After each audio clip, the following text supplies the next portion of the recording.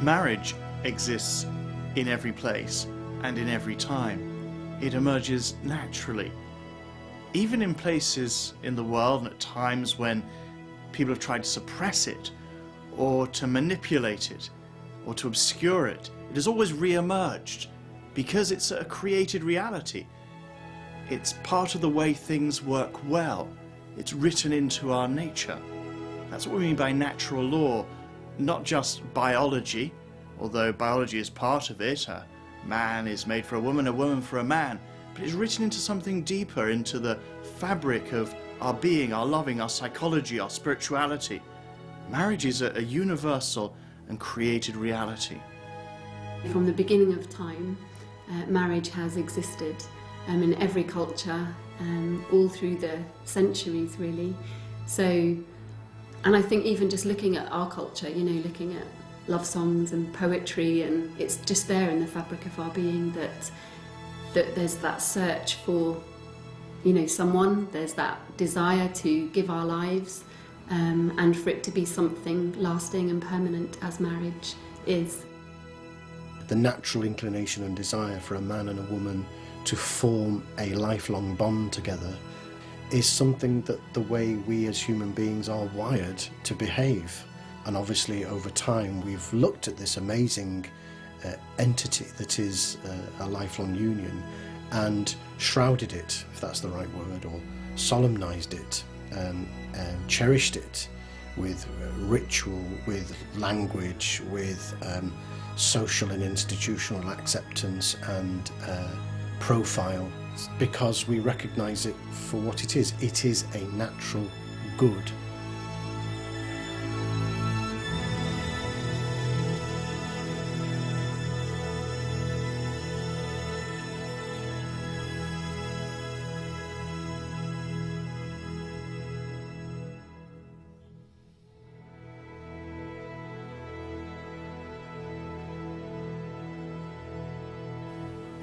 The account of the creation of the world reaches its high point in the creation of man and woman, and in the account, the inspired account given in the book of Genesis, it's clear that God created man and woman for each other to form a communion of life.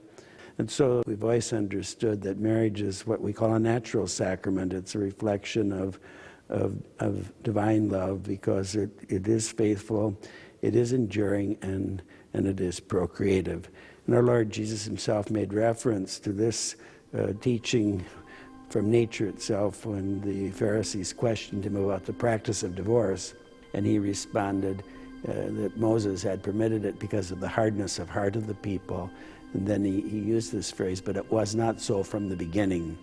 And so we understand that God's plan for marriage from the beginning is a union between one man and one woman, which is faithful, enduring, and procreative.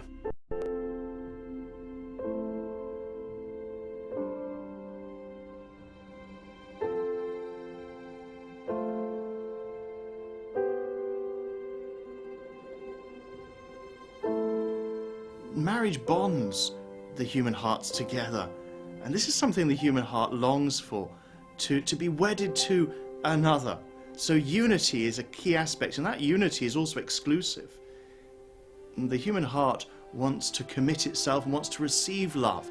It wants that love to be stable, not to be shared in the same way with everyone else. It is a unique, unifying love.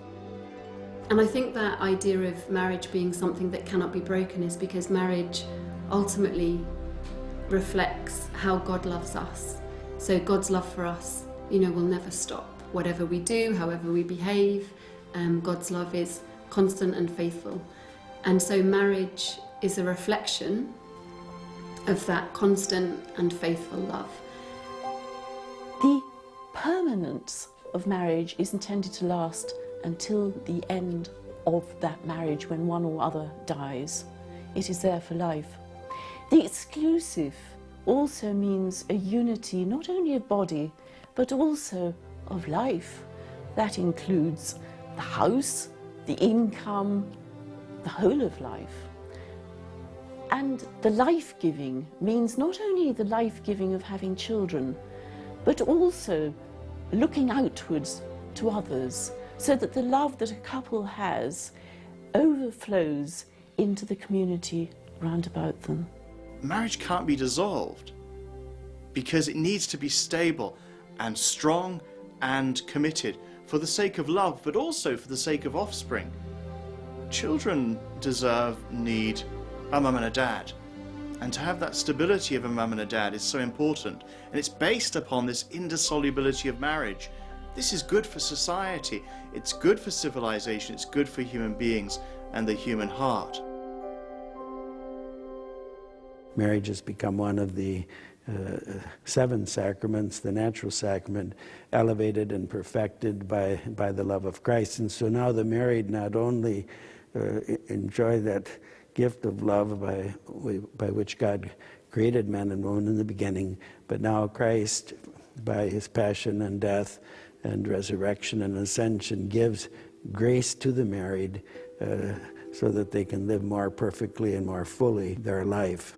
I remember on our wedding day, I thought, I can't love Anna any more than this. This is just, she's just, I'm completely in love. But as, you know, time's gone on and children have grown up and everything, I love her more now than I've ever loved her, because I know her more than I've ever known her. We'd say we were in love to get married.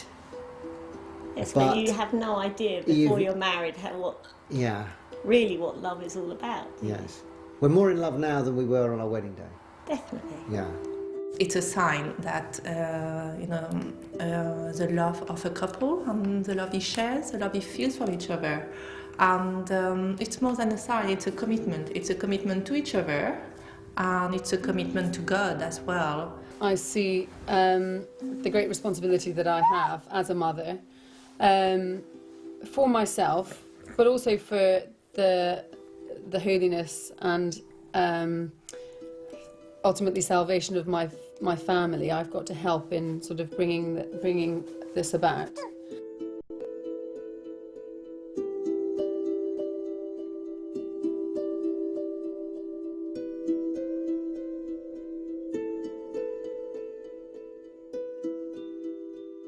Christ himself raised marriage to become a sacrament, so that marriage, the living out of married life, becomes a means and a way to holiness for the couple and indeed for their children. And we see this in the 2nd chapter of St. John's Gospel, where Christ is present at the marriage at Cana in Galilee, and at the request of his mother, he gives the first sign, the first miracle of salvation. We know Christ never did or said anything by accident. Nothing was by chance. Every single word, every single action of the Lord was for a purpose. So why at a public ceremony of 2 people coming together, albeit in the Jewish tradition of his day, did he choose to perform this very public miracle of changing this huge amount of water into not just any old wine, but the best of wine for everyone there? And I think it was to do 2 things. It was to sign to those around him that he was divine, or the Son of God. He had this extraordinary supernatural power to bring about change. And the symbolism behind that miracle in the context of a wedding. The Lord was saying to all of us, to the whole of creation and to his future church, that this natural coming together of 2 people is raised to this new level, these new heights of reality. The sacrament of marriage itself doesn't only give us the ability to live life well, to be happy together, but Christ himself steps in and joins us in our marriage. And this lasts not just on the wedding day, but for the rest of our lives. He is there most especially in the marital acts, that act of life-giving, love-making in the centre of marriage. But he's there all the time, and the lovely thing is that you can call upon that special grace whenever you want it. And from the earliest times, marriage in a Christian context has been considered to be holy. It's not just the natural bond of marriage, but it's something even more elevated. something more beautiful, because it's about the forever too, and the love of God. God doesn't just love us, God is love. And that love is mirrored in the love of a man for his wife. It's the same love of Christ for the church.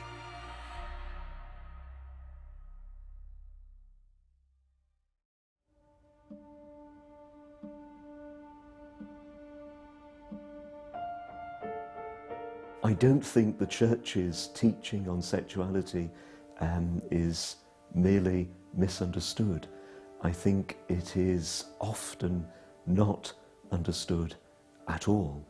That the Church is offering and speaking a vision which is one of pure love, a way of living love in all of our lives and in every state of life.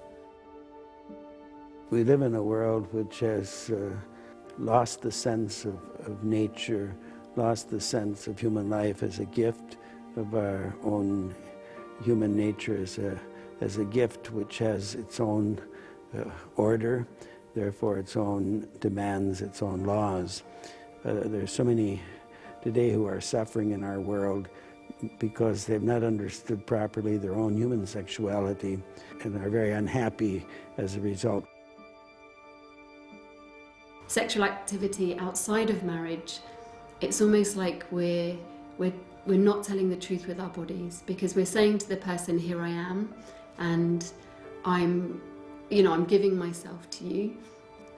But if we haven't made that commitment and that promise, I think there's something untruthful about that. And it can leave us, very vulnerable, very kind of exposed. Nobody wants to be that intimate and close with someone, wondering, are they going to be with me tomorrow or the next day or the next day? Sexuality is the most extraordinary gift, and I think it's one of the oddest things of life that we often treat it as though we invented it and God cheated us of it. Only God could have invented sexuality, because it gives us a living example of the life of the Holy Trinity. I also think sexuality gives a lot more fizz in life.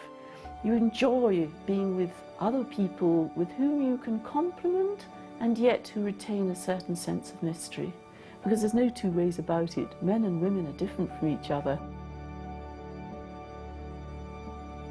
Everybody's called to chastity, so it's not just for single people that before we're married we have to live chastely, and then once we're married we can kind of do what we like.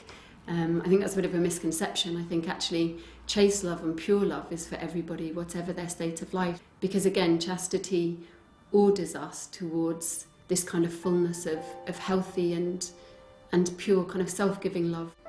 John Paul II said the opposite of love is not hate but use. So I think whenever we're using another person, we're not living the virtue of chastity. And I think chastity safeguards love. I think chastity helps us to love as we're made to love and as we deeply want to love another person. We have a volatile but beautiful gift in human sexuality, but it can go wrong and veer into difficult and problematic areas so easily. Marriage is the proper place to regulate sexual activity, but it's also made for sexual activity because the love between a man and a woman expressed sexually binds them together so closely in a stability that is needed for the human heart. And also, there then is the right place for the fruit of sexuality, for the fruit of sexual activity, which is children. All life is a gift, and that definitely. Again comes to light. And I think the privilege of when you first hold your child, just the privilege of that the two of us are totally responsible for the nurturing, the upbringing, and the love to bestow on this child. It's just so wonderful to, especially when they were babies, and you think, wow, that's the best place of life here, a new life that God somehow ask you to help to bring into the world. You don't know that you can really dig deep into your heart, that you could have so much love again, you know. You think that's it, just the two of you. But when the children come along, again, it's like you know, this love again for the children. Children, of course, change you, and change your relationship. And I suppose you have a choice to become miserable and grumpy for the noise and the mess, which we are sometimes, yeah.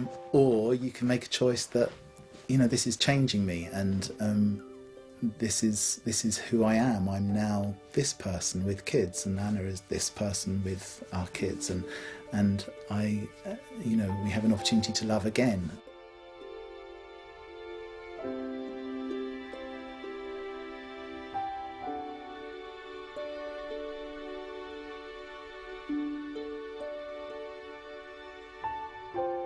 Fertility is a beautiful gift. It's a beautiful part of, you know, being male and female, this gift that we have to create new life. And contraception, just by its very nature, I think creates quite a negativity around fertility, that during the sexual act, or, you know, that we can almost become afraid of children, or what if we have a child, whereas actually that should be a very beautiful moment and a very beautiful experience. The contraceptive mentality is based upon a lie, namely that you can have conjugal love, the union of man and woman, the complete union of man and woman also sexually, which is loving while at the same time, either by a chemical or mechanical means, eliminates the natural procreative dimension of such love. And so it is not a total gift of self to the other. The conjugal act is falsified, and even if the parties themselves believe that this is making them happy, in their deepest being they understand that something very important is lacking in the gift. When Pope Paul VI in 1968 issued a defense of the Church's traditional teaching on contraception in the document Humanae Vitae, people castigated him, attacked him as being so old-fashioned. And yet he predicted certain things that have all come to pass. A general lowering of morality, a treating of the body as machines, a lessening of respect for the woman, treating her as an object to be used for pleasure at any point, and coercive control of governments over matters of sexuality. All of these things have come to pass. And I think it's about changing the very nature of the act. While most societies and most places in the history of the world have always seen the connection between the sexual act and procreation, contraception ruptures that, so that even for all the good intentions of love that a couple may have in even using contraception, it is still casual by its nature. It doesn't speak of the bonding, the permanent bonding of the couple, and it doesn't speak of the child at all.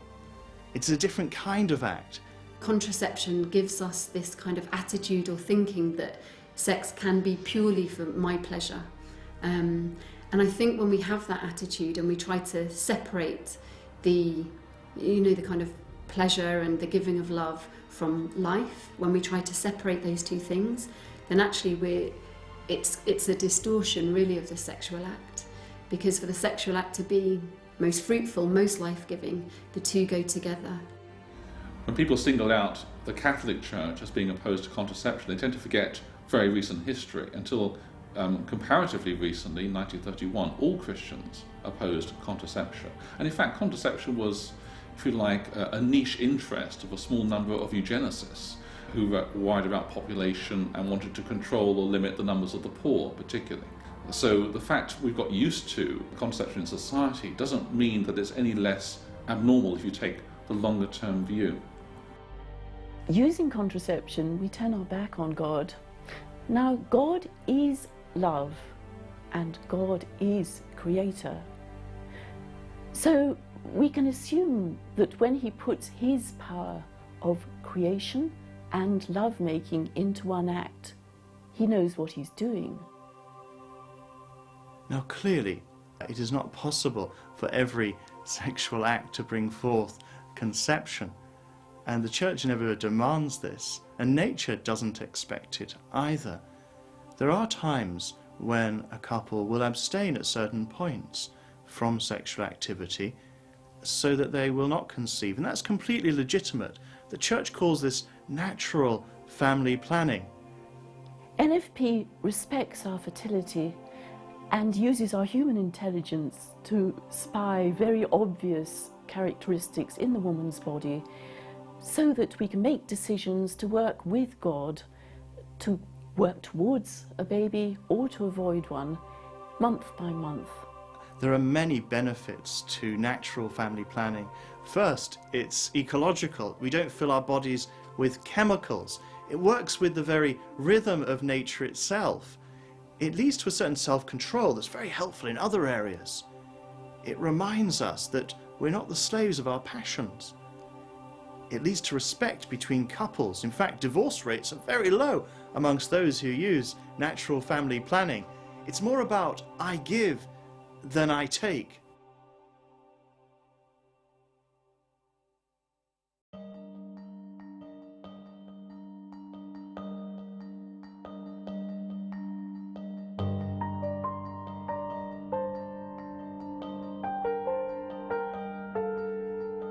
People living together nowadays, instead of getting married, it's not a new phenomenon. It's been around a long time.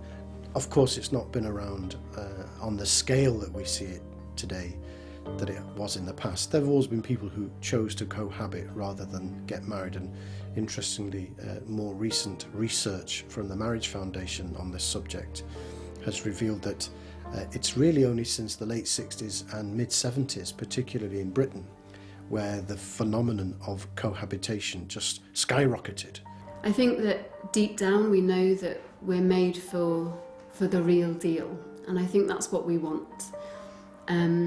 Cohabiting, I mean, even people I know, people my own age who perhaps have chosen to live together rather than get married, very often it's been, they've been in a relationship, and sometimes I think you can almost slide into living together for practical reasons, for financial reasons, and there may not have always been that very conscious decision of I'm choosing you to live in this relationship with. There's a kind of lie built into cohabitation because it's both a commitment and no commitment, but there's also a lack of genuine romance about it, and one of the most surprising things in the modern world, perhaps, is a decline of romance. There's a sacrificial element to romance. There's a sense of joy and glory in giving up everything, preparing to actually lay down your life for someone. But there's nothing of that really in cohabitation. It's more like a contract. I'll happen to set up home with you for a few years, see how it works out, and then if the contract doesn't seem to be working out too well for me, I'll just cancel it. That's not the language of love. That's not the language of romance, and it's not a language of fruitfulness in the long term.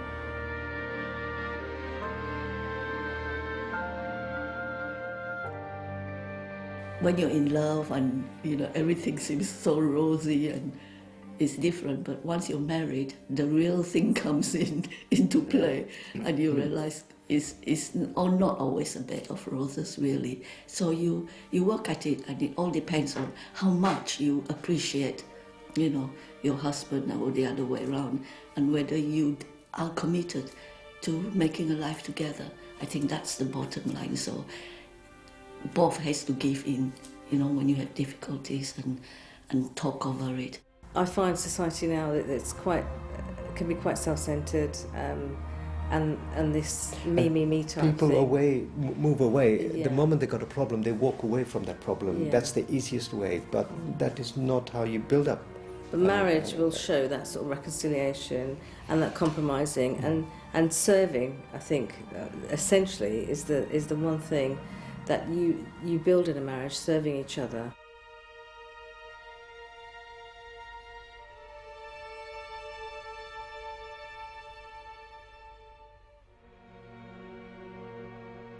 We see, particularly in Western societies, an enormous and tragic phenomenon of the breakdown of marriage relationships and families, and so many people finding themselves in that state of separation or having gone through a civil divorce.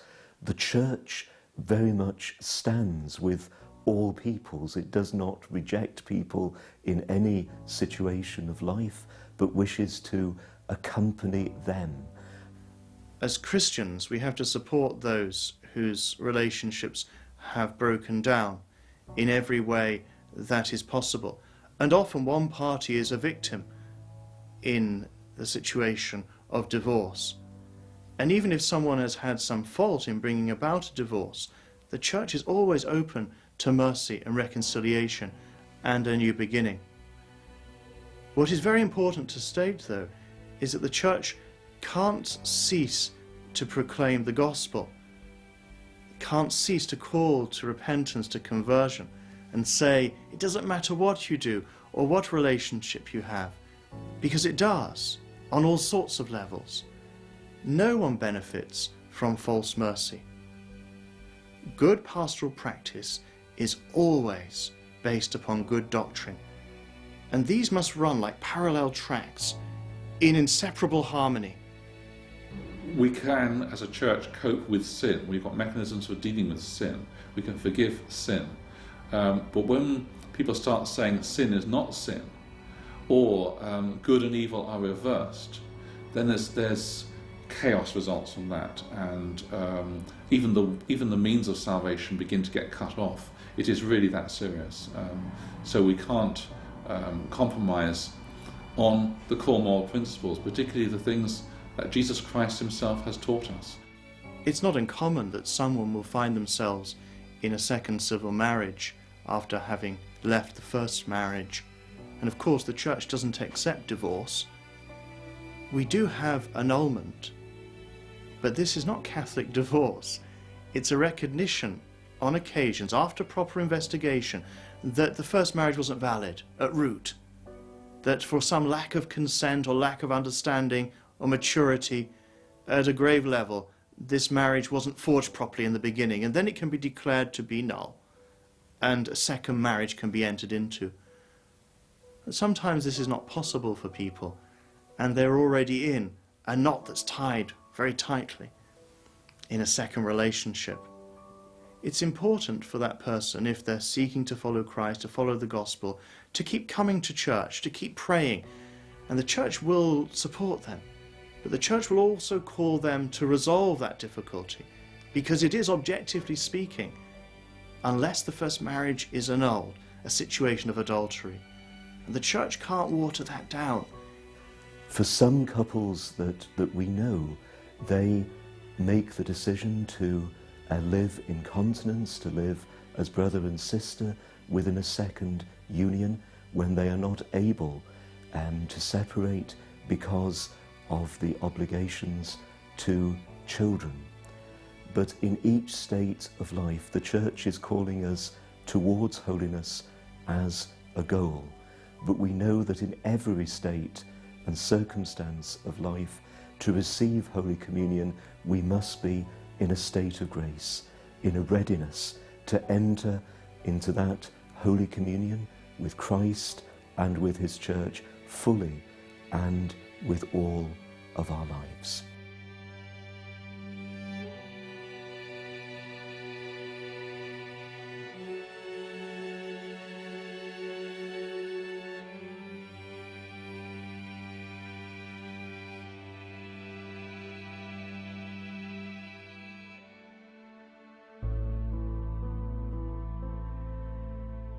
The human emotions are very volatile. We must remember that we are fallen creatures, and our emotions, especially when we are young, point in all sorts of different directions.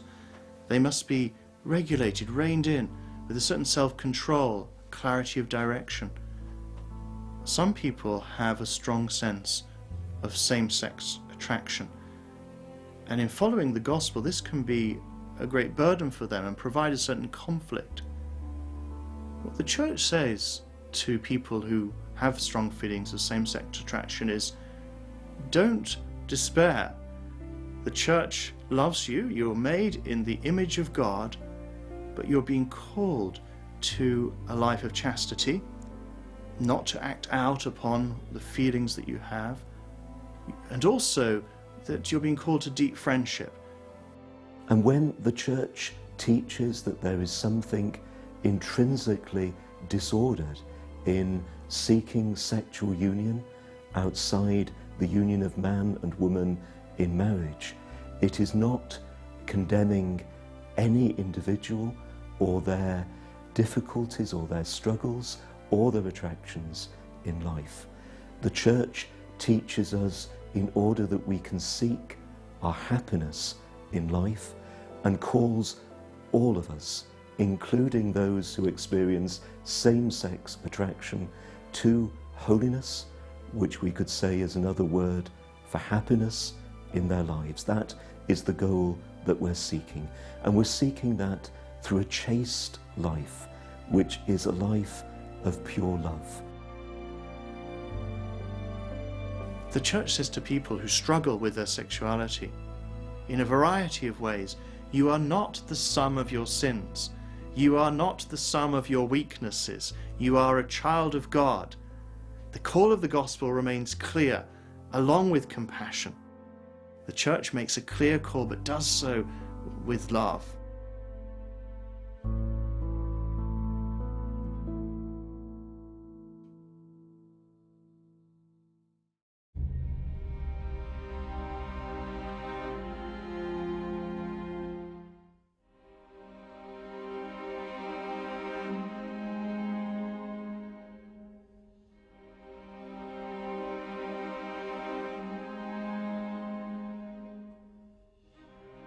In order that the truth about marriage, as it was taught by our Lord himself in the Holy Scriptures and has been taught in the Church down the centuries, be communicated, we ought to start first with the family, and it's urged very much in the family setting that parents reflect with their children, teach their children about the gift of human life and its cradle in the love of man and woman in marriage, about the relationship, what it is to be a man, what it is to be a woman, and to help form the children to become strong young men and strong young women.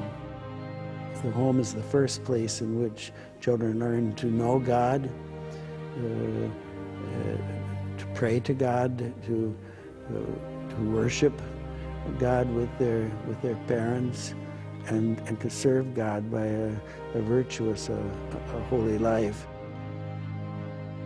We can't really imagine our married life and our family life without faith.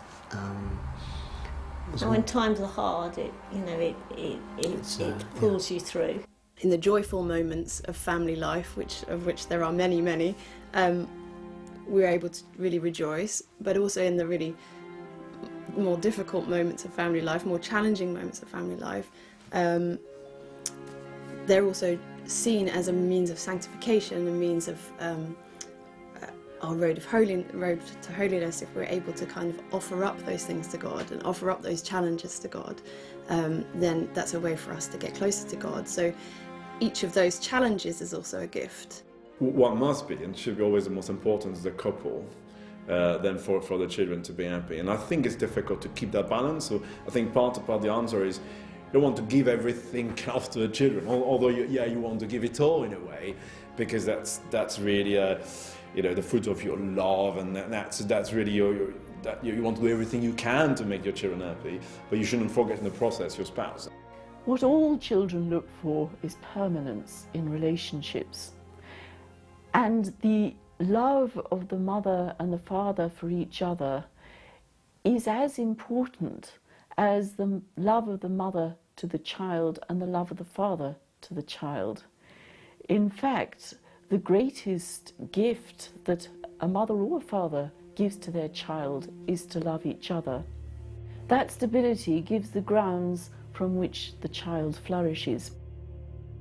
It is part of our wedding vows not only to be open to children, but to bring them up, to educate them, to launch them as full-blown adults, able to hold their own in society, and to retain and live their faith. Now, if we are responsible to God for something, we obviously have to be in charge.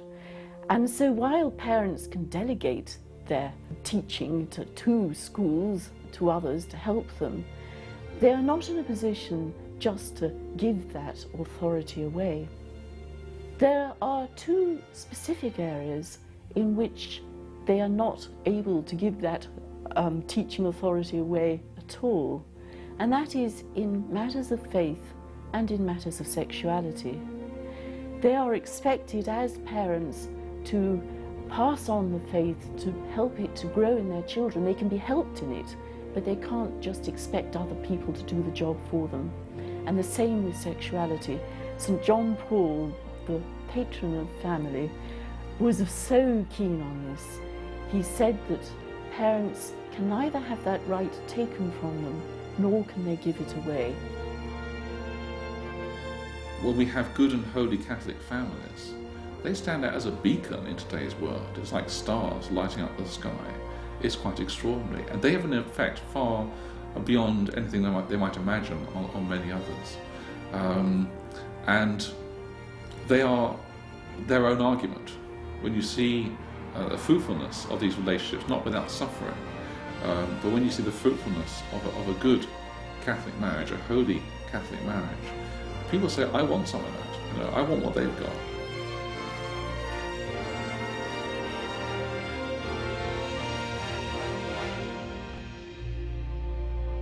Couples can see how marriage is a call to holiness by recognizing each day that their call to holiness, their call to become a saint, is to be found within the living out of their married and family lives.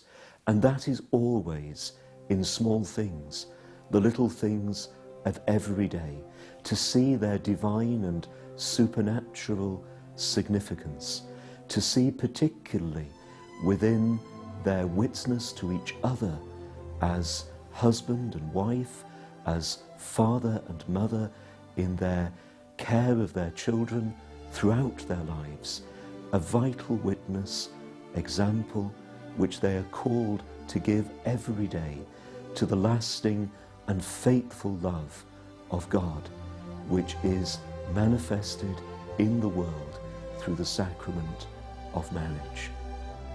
Marriage is a most tremendous forge of sanctity. You have all the elements there. You have the love, the trust, the affection, which gives resilience. You also have the sacramental grace and the mother and the father and the children praying together. But there are also going to be moments when you have to say sorry, and that's when you learn humility.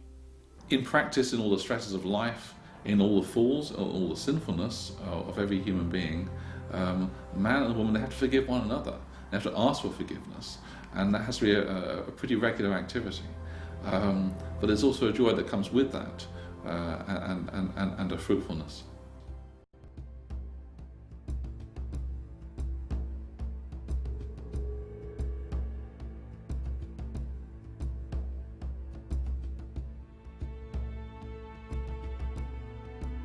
John Paul II said, civilization passes by way of the family, and where the family goes, there goes civilization. And so it's vitally important that we have good, strong families for the future. Our society is in a state of crisis regarding marriage, human sexuality and the family. It's in a state of disintegration, and many have profound worries about the future. How people will be able to form relationships in the future. Will there be many marriages? Will children have a mum and a dad in the future? And these are legitimate worries. But I believe that we mustn't lose hope, that marriage and good families are a beacon of light for the world. There is no question that we're living in very difficult times, very challenging times, but we can't permit ourselves to be discouraged, because we know that Christ is always at work in the lives of those who have entered marriage with sincerity and is very strongly at work in these families that are striving to live their vocation as fully and perfectly as possible. And so I have great hope for the future, but the way of the future has to be the way of the family, and we need all of us to devote our attention to help families to be strong. If we have strong families, they will raise up strong young men and women to be the leaders, the formers of our society and culture for the future. And the Church now has a responsibility to give the clarity of her teaching, her vision of life and love, of marriage and the family, not only in words, but also in the witness of our lives, for the sake of the future of civilization, for the sake of the future of generations who are still to come.